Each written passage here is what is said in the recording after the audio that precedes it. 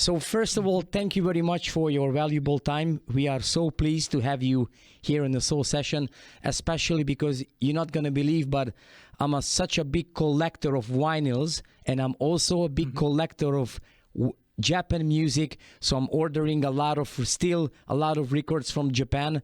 And then what I met Kazu Matsui project and your name first time among with Kimiko Kasai, with Tatsuro Yamashita, and with a couple of other ones. I was so pleased to listening your unbelievable music. My first question. Thank you. Who was your biggest idol when you started? That was someone who's really inspired you from the States, or there was anyone who would like to mention? Well, when I was young, like in junior high school, I liked Otis Redding, Okay. Santana. Okay, Carlos Santana. But when I was in the United States, that was the time of Thriller, Michael Jackson Thriller. And I liked Quincy's production very much. So I listened to Thriller and Dude so many times. Okay. Because if I'm remembering well, you grew up in Japan and then you moved to United States because of UCLA, because of the college? Oh, yes. Okay. And how was the college years? What really gives you the college years? Well, I was just having fun, and I started playing music when I was at UCLA student. My first gig was the soundtrack of Shogun. Okay. TV series. And composer was Morris Jar. And that was invitation for me to getting into the soundtrack music. At the same time, I started making my own albums. Okay. And that was good time. Everybody was young and just started, but excellent musicians I met. How was your meeting with Robin Ford? Well, he's like my spiritual brother. Of course, he's also, he's a Buddhist, so, Yeah. And he introduced me to many musicians there. Because very spiritual guy. Because the LP Love is the Heartache, which came out in 1983, that was the first release. The Kazu Matsui project collaborated with Robin Ford, was unbelievable. And also when I was checking the credits, I saw the name of Tom Scott. I see Maxie Anderson, Howard Smith. so many fantastic people on that LP. So you know everybody, huh? Yeah, I know a lot of people. Well, that was my third or fourth album, but Robin was starting from my first album. And it's not like soul album, but the album is called Time No Longer. Okay. And came out 1981.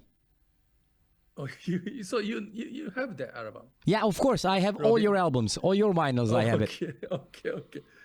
So, Robin Ford and Vinnie Cariuta, and of course, Jeff Porcaro and Steve Lukather, Lee Ritenour, Larry Carlton, Paul Jackson Jr. How it worked that time, like, inviting these kind of session people to do an LP? That was your part, or there was someone behind you that time who just invited these people to be able to make the music together? Well, it was interesting, maybe through Robin and also Abraham Rabriel. Okay.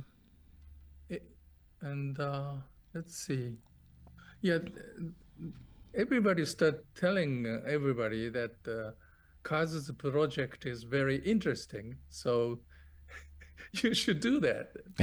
And that's how I started. But at that time, I really didn't know these famous musicians. It's like friends introduced friends. Yep. This is. And but I was so lucky. And that time you were already in the States, right? Yeah. Okay. And Nathan East was driving very old, big American car and Yeah. with the huge speakers and things like that. Everybody was just starting. How you can explain to us that the popularity, what I see from here from Europe still, the popularity of the soul and funky music is so huge in Japan. What do you think? What's the main reason of that? Well, soul and funky music is popular everywhere, not just Japan, but I think, see, we caught up with the soul music very, very early, starting from James Brown, maybe. Okay. James Brown, Otis Redding, who else? Well, later in the United States, I toured with Chaka Khan and Philip Bailey and, James Ingram and, Because Aki it was Austin. what I see, it was a great opportunity for so many American musicians to travel to Japan, to doing a tour, to releasing Yeah. also special things in Japan. Because I sometimes, or maybe most of the times, when I'm just checking and comparing, let's say, the American and the Japan releases of different LPs, sometimes also the track list was different, or in Japan it was appeared some bonus things on the LP just because it was a different release, right? Well, if you buy imported LPs from United States, it was much cheaper. And the Japanese retail price of the LP is maybe twice higher than United States. That's why Japanese company has to add a bonus tune and also nice album cover and things like that to make it sure everybody buys both version, Yeah, and American then version and Japanese version. for sure, maybe you know that among the collectors, to buying Japan releases, it's fantastic. They are also collecting those, especially because of the obi thing, yeah, and also the inserts, which was different, and then Right. having much more information from the artist or Right. from the specific LPs. So it's like still it's it's huge. The Japan releases. I also have a lot of American things, but from the Japan release because of the obi Yeah. and how especially the Japan collectors handling the vinyls, the conditions. Yeah. It's still like Yeah. almost brand new, so beautiful. Yeah. Even if it's like 30, 40 years old, how they look Right. like it's almost like a brand new release. Comparing, Yeah, let's say, the Americans, Yeah. they didn't treat, that much or I- that well. I saw the album "See You There," uh, a vinyl album Okay. "See You There" with the wrapping and everything on eBay, almost like $1,000. Yeah, crazy. Sometimes, like, let's say a delegation LP from the 70s or some specific LP, still like super, super expensive because it's rare, Right. especially when, Right. including the OB and everything. So that's why we Right. also, love it very much to having the Japan releases. Okay, can we talk a little bit about these days, what is your activities? What are you working on right now? What is the main project right now, what you're working on? Right now? Yeah. Well, I semi-retired from music, and but I have been doing lots of lectures about children's education Okay. for a long time, like about almost like 30, 40 years. I have been writing books and lecturing all through Japan. And you don't miss the And, music side? You don't miss it? I play shakuhachi. Okay. Maybe 3 or 4 times a year.